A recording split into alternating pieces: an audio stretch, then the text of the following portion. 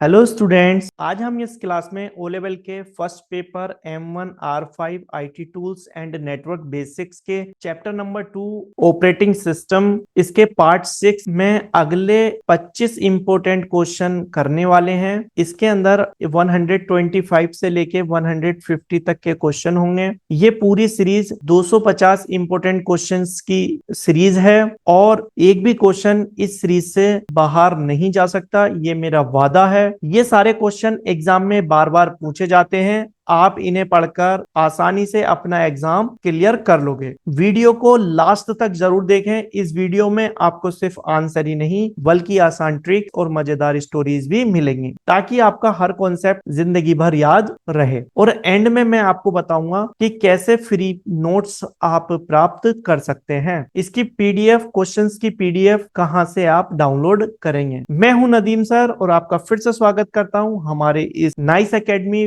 Bye Nadeem sir YouTube channel पर। तो चलिए शुरू करते हैं आज की क्लास। देखिए गाइज, अगर आप ये वीडियो डायरेक्ट देख रहे हैं, ठीक है, तो इससे पहले हमने क्वेश्चन नंबर 125 तक वीडियो बना दी है, आप उन्हें प्ले लिस्ट में जाके देख सकते हैं। तो आज का सवाल है, which application do you use to find how to computer is using its resources. यानी कि आप किस एप्लीकेशन का यूज करके, ठीक है, कौन सी एप्लीकेशन का यूज करके आप अपने कंप्यूटर के रिसोर्सेस ये जानेंगे कि कंप्यूटर कौन कौन से रिसोर्सेस का यूज कैसे कर रहा है। ठीक है, तो जब भी हमारा कंप्यूटर स्लो हो जाता है, ठीक है, या आपको लगता है कि कोई प्रोग्राम ज्यादा लोड ले रहा है, हम क्या करते हैं, टास्क मैनेजर को ओपन करते हैं और यहाँ पे आप देख सकते हैं कि कौन सी एप्लीकेशन है ना, कितना सीपीयू का यूज हो रहा है, कितनी रैम ले रहा है वो, और कितना डिस्क में स्पेस को वो यूज कर रहा है।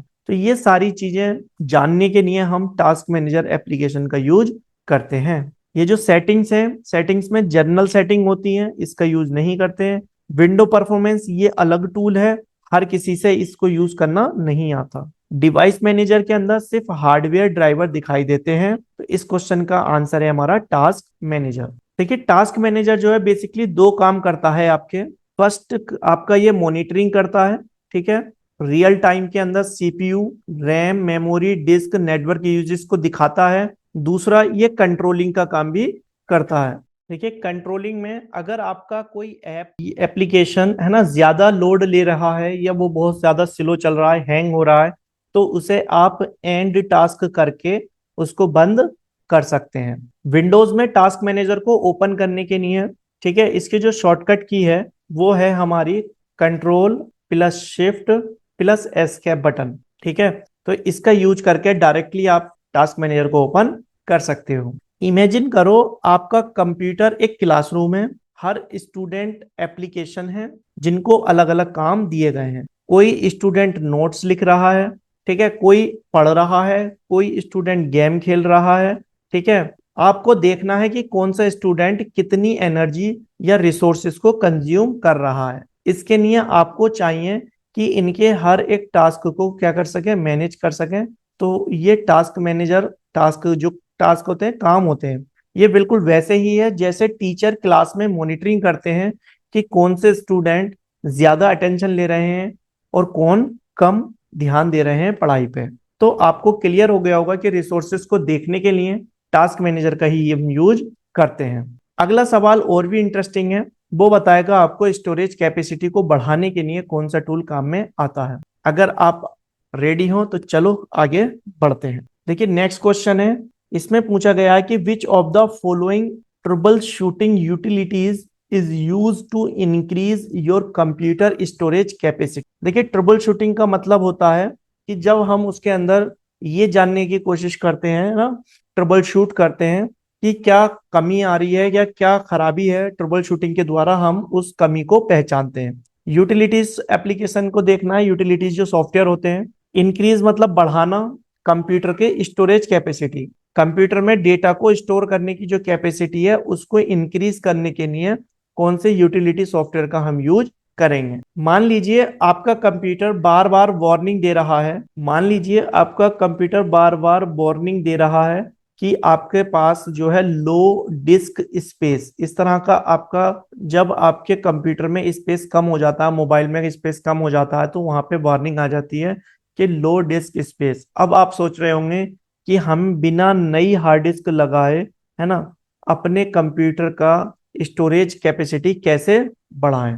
तो इसके लिए जो यूटिलिटी सॉफ्टवेयर का यूज करते हैं वो है हमारी disc cleanup utility software.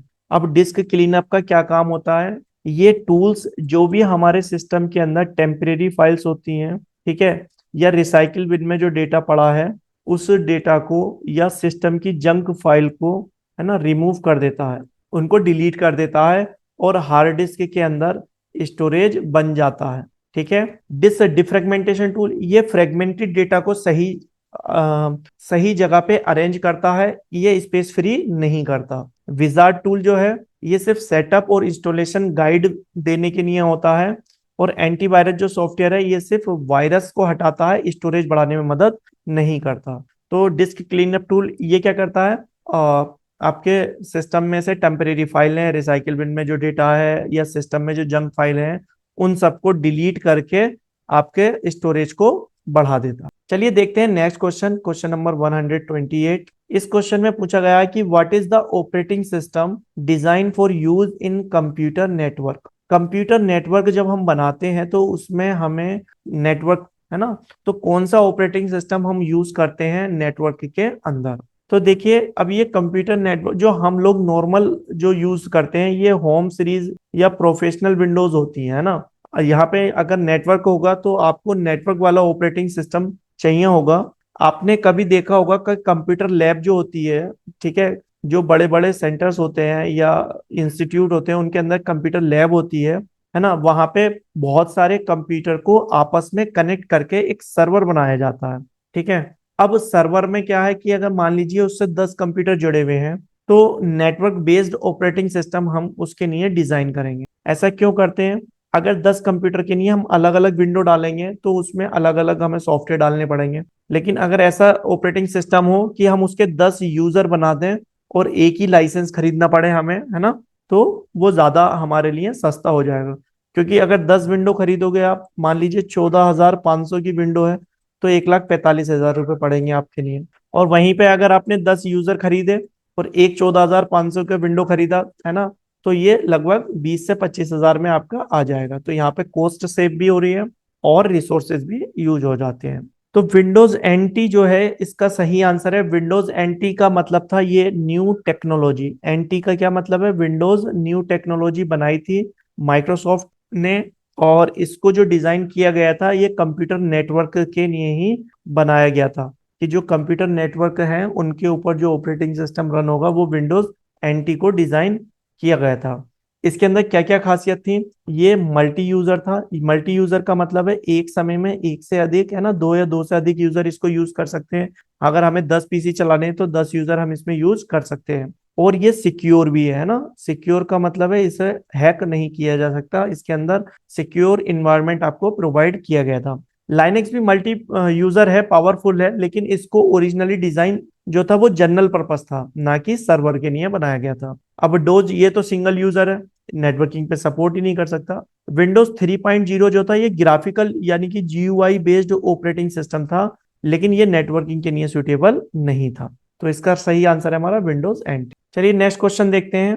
Next question में पूछा गया है कि if the system date and time is incorrect you can reset using it. तो अगर आपके कंप्यूटर में डेट और टाइम अगर गलत दिख रहा है, ठीक है, तो आप उसे कैसे रीसेट करेंगे या उसको कैसे ठीक करेंगे। तो विंडोज में डेट एंड टाइम के लिए सिस्टम क्लॉक होता है, जहां पे आप जाके कैलेंडर को रीसेट कर सकते हैं, डेट को चेंज कर सकते हैं, है ना। तो ये डेट एंड टाइम का ही फीचर इसके अंदर दिया जाता है। देखिए कहाँ से करते हैं मैं आपको बता देता हूँ। यहाँ पे आप नीचे देखेंगे, यहाँ पे डेट एंड टाइम आता है, और अगर आपको इसे चेंज करना है तो राइट क्लिक करेंगे, यहाँ पे एडजस्ट डेट एंड टाइम का ऑप्शन आएगा, यहाँ से क्लिक करके आप अपने डेट एंड टाइम को चेंज कर सकते हैं। ठीक है गाइज। नेक्स्ट क्वेश्चन देखते हैं हम। Which one of the directory does not contain binary file. निम्नलिखित में से कौन सी जो है ऐसी डायरेक्टरी है जो आपकी बाइनरी फाइल को नहीं रखती है। देखिए ये क्वेश्चन जो है हमारा लाइनेक्स में अलग अलग डायरेक्टरीज का अपना अलग अलग काम होता है। यहाँ पे पूछा गया है कि कौन सी डायरेक्टरी है जिसके अंदर बाइनरी फाइल्स नहीं होती हैं। ठीक है, तो ये इसका आंसर है ईटीसी। अब ईटीसी डायरेक्टरी सिर्फ ये कॉन्फ़िगरेशन फाइल को रखती है। कौन सी फाइल को रखती है? जो कॉन्फ़िगरेशन वाली फाइल्स होती हैं ये उनको स्टोर करके, सेटिंग्स वाली जो फाइल होती हैं उनको रखती है। इसमें बाइनरी फाइल नहीं होती है या बाइनरी एग्जीक्यूटेबल फाइल नहीं होती। अब ये जो बूट वाला है, इसकी ये बूट प्रोसेस के लिए यूज होती है, जहां पे कंप्यूटर का ऑन होना बंद होना ये सारी चीजें होती हैं, है ना। बेसिकली इसके अंदर बाइनरी फाइल्स होती हैं और इसमें जो मेन फाइल रखी होती है वो कर्नल रखी हुई होती है। अब यहाँ पे बिन है, तो ये बिन जो है बेसिक बाइनरी कमांड्स होती हैं। ये कौन सी बेसिक बाइनरी कमांड्स होती हैं, और इसके अंदर भी बाइनरी हमारी कमांड रहती है। एस बिन के अंदर ये सिस्टम की बाइनरी कमांड होती है, सिस्टम बाइनरी कमांड, जैसे कंप्यूटर को बंद करना, आईपी कॉन्फ़िगर करना, है ना, ये सिस्टम से रिलेटेड कमांड्स होती हैं। लेकिन ईटीसी वाले के अंदर इस सिस्टम की कॉन्फ़िगरेशन सेटिंग होती है, इसमें बाइनरी फाइल्स नहीं होती हैं। तो इसमें पूछा डज नॉट, नहीं होती। ठीक है, नेक्स्ट क्वेश्चन देखते हैं। What is the maximum file name size? जो हम फाइल का नाम सेव करते हैं उसका मैक्सिमम साइज जो है वो कितना होता है लाइनेक्स के अंदर? अब ये पूछा इन्होंने बाइट्स के अंदर, यानी कि आपको बाइट में बताना है कि कितना होता है। जब भी आप फाइल का नाम सेव करते हैं, जैसे हम सेव करते हैं फर्स्ट, है ना, फर्स्ट डॉक्यूमेंट, तो आप इस तरह से कितना लंबा, है ना, फाइल का नाम रख सकते हैं लाइनेक्स के अंदर। तो इसके अंदर 255 कैरेक्टर तक आप रख सकते हैं, और जो एक कैरेक्टर होता है, ठीक है, वो एक बाइट का होता है। इसलिए आप इसके अंदर 255 बाइट का एड्रेस रख सकते हैं। 32 ये लिमिट बहुत छोटी है ना। 64 ये पुरानी फाइल सिस्टम में होता था, लाइनेक्स में नहीं होता है। 126 पास में है लेकिन ये एग्जैक्ट नहीं है, 255 एग्जैक्ट आंसर है।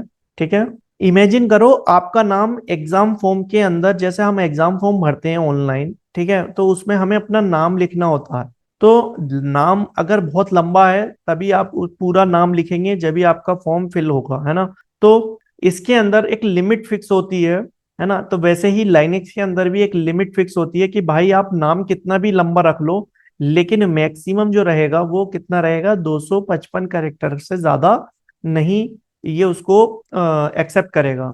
इससे क्या है, सिस्टम प्रॉपरली मैनेज कर पाता है चीजों को, वो सही तरीके से चलाता है। नेक्स्ट क्वेश्चन में पूछा है कि कौन सी लाइनेक्स की कमांड है जिससे हम नई फाइल क्रिएट करते हैं लाइनेक्स ऑपरेटिंग सिस्टम में। तो देखिए, लाइनेक्स ऑपरेटिंग सिस्टम एक ओपन सोर्स ऑपरेटिंग सिस्टम होता है, ये तो आप सभी को पता होगा। और एक क्वेश्चन पूछा जाता है कि लाइनेक्स को बनाया किसने है, तो इसके जो फाउंडर हैं वो हैं लिनस टोरवाल्ड्स। ये भी कई बार एग्जाम में क्वेश्चन पूछा जाता है, आपको याद होना चाहिए। देखिए, जब भी हम लाइनेक्स में काम करते हैं तो सबसे बेसिक नीड क्या होती है हमारी, कि हम एक नई फाइल बनाना चाहते हैं। तो क्वेश्चन ये कह रहा है कि अगर आप लाइनेक्स में काम कर रहे हैं और आपको नई फाइल बनानी है, तो उसके लिए आप लाइनेक्स की कौन सी कमांड का यूज करते हैं। चलिए इस डाउट को हम क्लियर करते हैं। तो जो इसके अंदर एक कैट कमांड होती है, कैट कैट हम इसका यूज करते हैं। ठीक है, कैट के आगे आपको यहाँ पे लिखना है फाइल का नेम, और फाइल नाम लिखकर आप एक नई फाइल बना सकते हो, और उसके अंदर कंटेंट भी ऐड कर सकते हो। जो ये कॉपी कौन है, ये एमएस डोस का कमांड है, ना कि लाइनेक्स का। ठीक है, तो इसलिए ये गलत आंसर है। DIR ये डायरेक्टरी को शो कराता है, फाइल को क्रिएट नहीं करता है। ऑल ऑफ द अबव, जब यहाँ पे कैट वाला आंसर सही है तो ऑल ऑफ द अबव नहीं हो सकता। ठीक है गाइस, अगर आपका कोई भी डाउट्स है तो नीचे कमेंट सेक्शन में कमेंट करके बता दें। अगर वीडियो आपको अच्छा लग रहा है तो वीडियो को लाइक कर दें। आपने अभी तक हमारा चैनल सब्सक्राइब नहीं करा तो चैनल को जरूर सब्सक्राइब कर दें।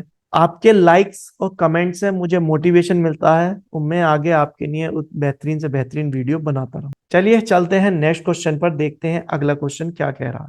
देखिए, इसमें पूछा है कि which command is use to check Linux version. ये जो क्वेश्चन चल रहे हैं ये लाइनेक्स ऑपरेटिंग सिस्टम से रिलेटेड है, तो लाइनेक्स के ही ज्यादा क्वेश्चन आएंगे। यहाँ पे पूछा गया है कि लाइनेक्स का वर्जन आपको चेक करना है तो आप कौन सी कमांड का यूज करेंगे। देखिए, मान लीजिए कि आप कंप्यूटर लैब में काम कर रहे हैं, ठीक है, कंप्यूटर लैब में जब आप वर्क कर रहे हैं, प्रैक्टिकल कर रहे हैं, कंप्यूटर चला रहे हैं, तो अचानक आपसे आपके टीचर पूछ लेते हैं, बताओ बेटा ये जो आप सिस्टम यूज कर रहे हो इसके अंदर जो लाइनेक्स ऑपरेटिंग सिस्टम है इसका कौन सा वर्जन है। आप कंफ्यूज हो जाओगे कि कैसे मैं पता करूं कि कौन सा वर्जन है। तो चलो जानते हैं कि कौन सी कमांड इंस्टेंटली आपको लाइनेक्स का वर्जन बता देगी। यहाँ पे यू नेम ए है ना, ये वाली यू नेम ए, ये कमांड आपको लाइनेक्स के पूरे की सिस्टम की सारी इंफॉर्मेशन आपको बता देती है, सारी इंफॉर्मेशन आपको दे देगी। ठीक है, यू नेम का मतलब है यूजर नेम, एंड A4 यहाँ पे ये पूरी ऑल डिटेल्स के लिए यूज होता है कि यूजर की नेम और ऑल डिटेल। ये कमांड लाइनेक्स के पूरे सिस्टम की इंफॉर्मेशन आपको दे देगी, जैसे कौन सा कर्नल है ना, कर्नल का नाम बता देगी, वर्जन बता देगी आपको वर्जन कौन सा है, उसकी रिलीज डेट बता देगी, क्या ये कब रिलीज हुआ है वर्जन, है ना, मशीन की डिटेल भी बता देगी कि कौन सा कंप्यूटर है, कौन सा प्रोसेसर है, कितनी रैम है, सारी डिटेल्स आपको मिल जाएंगी। यू नेम एन ये सिर्फ नोड नेम बताती है कंप्यूटर नेटवर्क पर, है ना, होस्ट का नाम। एस जो है यू नेम एस ये सिर्फ कर्नल का नाम बताता है, और कर्नल ऐसी कोई कमांड लाइनेक्स के अंदर होती नहीं है। ठीक है, नेक्स्ट क्वेश्चन देखते हैं। देखिए नेक्स्ट क्वेश्चन में पूछा गया है लाइनेक्स में जो सी एच ओन कमांड है उसके बारे में कौन सा स्टेटमेंट हमारा ट्रू है, यानी कि C H own command Linux के अंदर उसके लिए कौन सा लिखा हुआ है, इसमें से जो कथन है या स्टेटमेंट है वो ट्रू है। आपने कभी सोचा है कि लाइनेक्स में जो फाइल्स हैं उनका मालिक कौन है। जैसे हमारी किताबों पर, ठीक है, जो हमारी बुक्स होती हैं उन पर जो नाम होता है वो हमारा नाम लिखा हुआ होता है, वैसे ही जो भी फाइल्स आपने कंप्यूटर के अंदर बनाई है उसका ओनर कौन है। अब जो फाइल को क्रिएट करता है वही उस फाइल का ओनर होता है ना।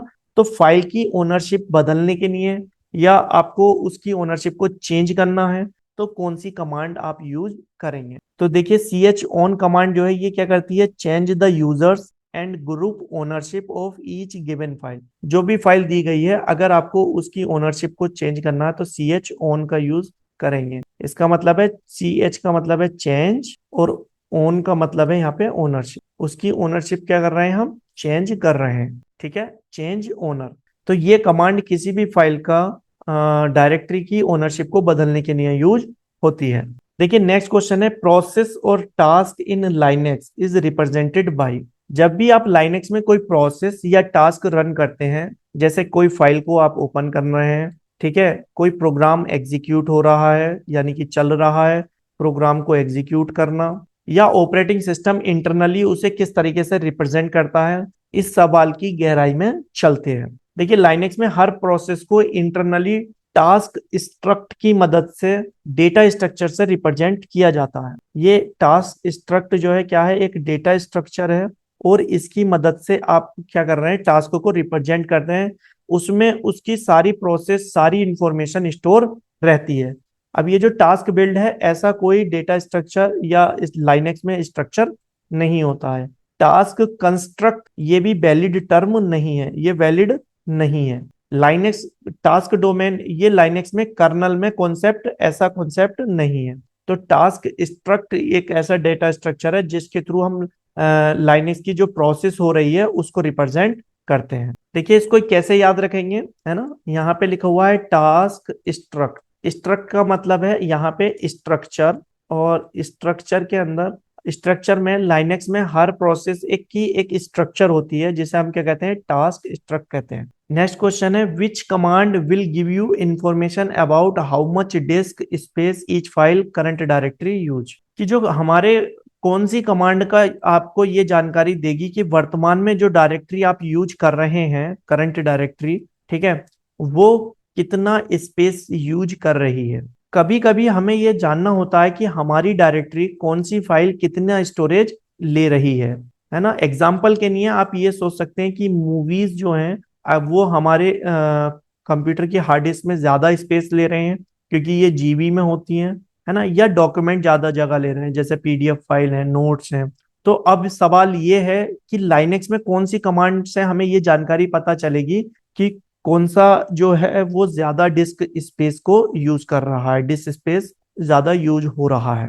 तो यहाँ पे डी यू कमांड है लाइनेक्स के अंदर, इसका फुल फॉर्म होता है डिस्क यूजेस। इससे आपको पता चलता है कि कौन सी फाइल या कौन से डायरेक्टरी आपका कितना स्पेस कंज्यूम कर रही है। नेक्स्ट क्वेश्चन में पूछा है कि Libre Office belong to OSI and full name of the OSI is. Libre Office है ना, ओपन, देखिए आपने कभी लिब्रे ऑफिस यूज किया होगा है ना, जब आप ओ लेवल कर रहे हो तो लिब्रे ऑफिस ही आपको पढ़ना पड़ता है। आपको पता है कि लिब्रे ऑफिस जो है ये एक ओपन सोर्स है ना, ओपन सोर्स सॉफ्टवेयर है। तो यहाँ पे ये ओएसआई को पूछा गया है कि ओएसआई का मतलब क्या होता है, तो ये है ओपन सोर्स इनिशिएटिव है ना, इसका आंसर है ओपन सोर्स इनिशिएटिव, जो माइक्रोसॉफ्ट का बेस्ट अल्टरनेटिव माना जाता है। लेकिन क्या आप जानते हो कि इसको किस ऑर्गेनाइजेशन के अंतर्गत रखा गया है, तो ये एक ऑर्गेनाइजेशन है, ओपन सोर्स इनिशिएटिव है, उसकी लाइसेंस के तहत, उसकी गाइडलाइंस के तहत आता है ना। और लिब्रे ऑफिस को जो बनाया है वो द डॉक्यूमेंट फाउंडेशन टीम ने बनाया है, द डॉक्यूमेंट फाउंडेशन है ना। और ये एक ओपन सोर्स फ्री सॉफ्टवेयर है, आप इसे नेट से डाउनलोड करके यूज कर सकते हैं। देखिए, what is the shortcut key to open file explorer in Windows 10। अगर विंडोज 10 हो, विंडोज 7 हो या विंडोज 11 हो, आपको फाइल एक्सप्लोरर ओपन करना है तो उसकी शॉर्टकट की होती है Windows plus E for explorer है ना। आपका एक्सप्लोरर ओपन हो जाएगा, तो इसका राइट आंसर हो जाएगा हमारा सी, विंडोज एक्सप्लोरर। नेक्स्ट क्वेश्चन है, what does Microsoft window provide a graphic application called. Microsoft Windows के अंदर ग्राफिक्स बनाने के लिए जो एप्लीकेशन आती है उसका क्या नाम है। तो देखिए इसके अंदर एम एस पेंट जो है, माइक्रोसॉफ्ट पेंट, ये आपकी इमेज बनाने, इमेज को एडिट करने के लिए टूल्स आता है जो विंडोज के अंदर बाय डिफॉल्ट आता है और ये अवेलेबल होता है। Adobe Photoshop basically graphic designing का सॉफ्टवेयर है, लेकिन ये एडोब कंपनी के द्वारा बनाया गया। इसमें पूछा है माइक्रोसॉफ्ट के द्वारा जो बनाया गया है उसका क्या नाम है, तो उसका नाम है एम एस पेंट। इसमें आप ड्राइंग बना सकते हैं, ग्राफिक बना सकते हैं, ठीक है, एडिट कर सकते हैं अपनी इमेज वगैरह। नेक्स्ट क्वेश्चन है, in any shell script the first line start with which of the following character. देखिए जब हम शेल स्क्रिप्ट लिखते हैं, शेल है ना, लाइनेक्स के अंदर शेल होता है, उसके अंदर जब स्क्रिप्ट लिखी जाती है, स्क्रिप्ट बेसिकली यहाँ पे जो वर्ड यूज किया गया वो लिया गया है, कोडिंग जब की जाती है तो वहां पे आप कौन से करेक्टर का यूज करते हैं। तो वहां पे जो यूज किया जाता है, देखिए हैज का यूज किया जाता है, हैज सिंबल से ही हम अपनी कोई भी लाइन स्टार्ट करते हैं। नेक्स्ट क्वेश्चन है, is a set of instruction that computer follow to perform a task. तो जो सेट होता है इंस्ट्रक्शन का, या समूह कह सकते हो, निर्देशों का जो समूह होता है जिसके द्वारा कंप्यूटर उनको फॉलो करके कोई भी काम को पूरा करता है, उन्हें हम प्रोग्राम कहते हैं। तो यहाँ पे फिल इन द ब्लैंक्स में आप लिख देंगे, program is a set of instruction that computer follow and perform the task. अब इसके अंदर एक प्रोग्रामिंग लैंग्वेज है, तो देखिए प्रोग्रामिंग लैंग्वेज क्या है, ये वो भाषा होती है जिसका यूज करके हम अपना प्रोग्राम लिखते हैं, है ना। Operating system is an example of, operating system किसका उदाहरण है। तो देखिए ऑपरेटिंग सिस्टम जो है ये एक सिस्टम सॉफ्टवेयर का उदाहरण है ना। और सॉफ्टवेयर दो तरह के होते हैं, एक तो एप्लीकेशन सॉफ्टवेयर होते हैं, दूसरे सिस्टम सॉफ्टवेयर होते हैं। तो सिस्टम सॉफ्टवेयर जो होते हैं वो डायरेक्टली हार्डवेयर से इंटरेक्ट करते हैं, और एप्लीकेशन सॉफ्टवेयर के लिए एक प्लेटफॉर्म देते हैं ना। तो ऑपरेटिंग सिस्टम जो है एक तरह का सिस्टम सॉफ्टवेयर है, आप इसको याद रखिएगा। A disc fragment is an example of, देखिए डिस्क फ्रेगमेंट जो करते हैं हम, जो हमारी फाइलें होती हैं इधर उधर पड़ी हुई, उन फाइलों को अरेंज करने के लिए, एक सीक्वेंस में फ्रेगमेंट करने के लिए, तो डिस्क डिफ्रेगमेंट सॉफ्टवेयर का हम यूज करते हैं, और ये एक यूटिलिटी प्रोग्राम है, ठीक है। इसका आंसर हो जाएगा utility software. Which of the following is available without any payment, यानी कि निम्नलिखित में से कौन से सॉफ्टवेयर ऐसे हैं जिसमें आपको कोई पेमेंट नहीं पे करना होता, आपको वो फ्री में अवेलेबल हो जाते हैं। देखिए फ्रीवेयर है, फ्री सॉफ्टवेयर, ओएसएस या FLOSS। तो जो हमें फ्री में अवेलेबल होते हैं सॉफ्टवेयर वो फ्रीवेयर सॉफ्टवेयर हैं, ठीक है। फ्रीवेयर वह सॉफ्टवेयर होते हैं जो कंप्लीटली आपको क्या मिलते हैं, फ्री में मिलते हैं, आप इन्हें डाउनलोड करके यूज कर सकते हैं। इसके अंदर यूजर को कोई भी पेमेंट करने की आवश्यकता नहीं होती है, ठीक है। Which command is use to get print of file in Linux, Linux के अंदर आपको कौन सी कमांड का यूज करके आप किसी फाइल को प्रिंट कर सकते हैं। देखिए LPR कमांड का हम यूज करते हैं, और इसका मतलब होता है लाइन प्रिंटर, लाइन प्रिंटर है ना।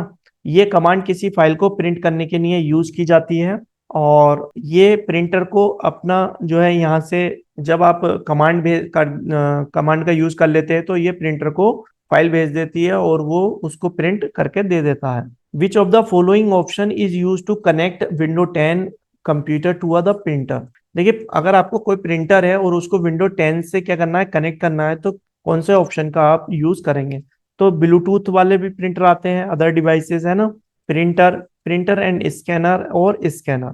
तो यहाँ पे आप क्या करेंगे कि जैसे ही आप इसको प्रिंटर को जब हम कनेक्ट करने की कोशिश करते हैं विंडो 10 में, आपको कंप्यूटर को जब ऐड करना है तो जो सेटिंग्स वाला एक ऑप्शन आता है ना, सेटिंग में जाके आपको वहां पे प्रिंटर एंड स्कैनर ये वाले ऑप्शन को सिलेक्ट करना है। ठीक है, और वहां से आप नया प्रिंटर कनेक्ट कर सकते हैं या उसको इंस्टॉल कर सकते हैं। नेक्स्ट क्वेश्चन है, which of the following formats can not be included in Libra office writer? देखिए, HTML आप यूज कर सकते हैं, EXML है ना, XML, लेकिन BIP नाम का कोई भी फॉर्मेट नहीं होता, इसको आप लिब्रा ऑफिस राइटर में यूज नहीं कर सकते। देखिए, नेक्स्ट क्वेश्चन है, which of the following directory does not contain binary file? ये पहले भी आ गया है ना, तो इसका ETC हो जाएगा। ETC ये एक्स्ट्रा टेक्स्ट है ना कंटेन करता है, यानी कि इसके अंदर जो है वो बाइनरी फाइल्स नहीं होती हैं, इसके अंदर सिर्फ कॉन्फ़िगरेशन फाइल होती हैं या सिस्टम की सेटिंग्स होती है। Which of the following is the name of a Linux kernel file? निम्नलिखित में से कौन सा लाइनेक्स की जो कर्नल फाइल है उसका नाम होता है? तो इसका जो नाम है कर्नल का वो है VM लाइनस। ठीक है, इसका राइट आंसर है बी, VM लाइनस। ये कंप्रेस्ड फॉर्मेट में स्टोर किया जाता है ताकि बूटिंग फास्ट हो सके। इसके अंदर जो ये यूजी जो वर्ड यूज किया है, इसका मतलब होता है जिप फॉर्मेट, है ना, जिप फॉर्मेट। तो जिप क्या होती है? हमारी कंप्रेस्ड फाइल होती है, और ये compressed file zip Linux kernel, इससे क्या है कि कंप्रेस फॉर्मेट में स्टोर होने की वजह से जब हम लाइनेक्स विंडो ऑपरेटिंग सिस्टम को बूट करते हैं तो वो बहुत फास्ट ऑन हो जाता है, ऑफ हो जाता है। What is the process ID of init process? देखिए, ये कई बार एग्जाम में पूछा गया क्वेश्चन है और इंपॉर्टेंट क्वेश्चन है, आप इसको अच्छे से याद रख लीजिएगा। और देखिए, इनिट प्रोसेस जो है सिस्टम में बूट होने से पहले होती है, और इसकी प्रोसेस ID जो होगी वो हमेशा 1 होती है। प्रोसेस ID क्या होगी इसकी? 1 होगी। Init process, initialization process, process को हम क्या करना चाह रहे हैं? इनिशियलाइज करना चाह रहे हैं। ठीक है गाइस, आज की इस क्लास में हमने कवर किए हैं 126 से लेके 150 तक के सभी आंसर्स, इंपॉर्टेंट MCQ। अब आपकी बारी है, कमेंट बॉक्स में बताइए कि सबसे अच्छा सवाल आपको कौन सा लगा। अगर ये वीडियो हेल्पफुल लगी तो वीडियो को लाइक करें, शेयर और सब्सक्राइब करना मत भूलना। देखिए, आप नीचे डिस्क्रिप्शन में, जैसे कि मैंने आपसे प्रॉमिस किया था कि वीडियो के लास्ट में मैं बताऊंगा कि आप नोट्स कहाँ से डाउनलोड करेंगे, तो नीचे डिस्क्रिप्शन में या पिन कमेंट में जाके, ठीक है, आप इसकी लिंक पे क्लिक करके वहां गूगल ड्राइव के लिंक से पूरी PDF डाउनलोड कर सकते हैं, जिसके अंदर ये 250 MCQ आपको मिल जाएंगे। ठीक है, मिलते हैं अगली क्लास में पार्ट 7 नए सवाल नए कॉन्सेप्ट के साथ। तब तक keep learning, keep growing. Thank you for watching this video. मिलते हैं अगली क्लास।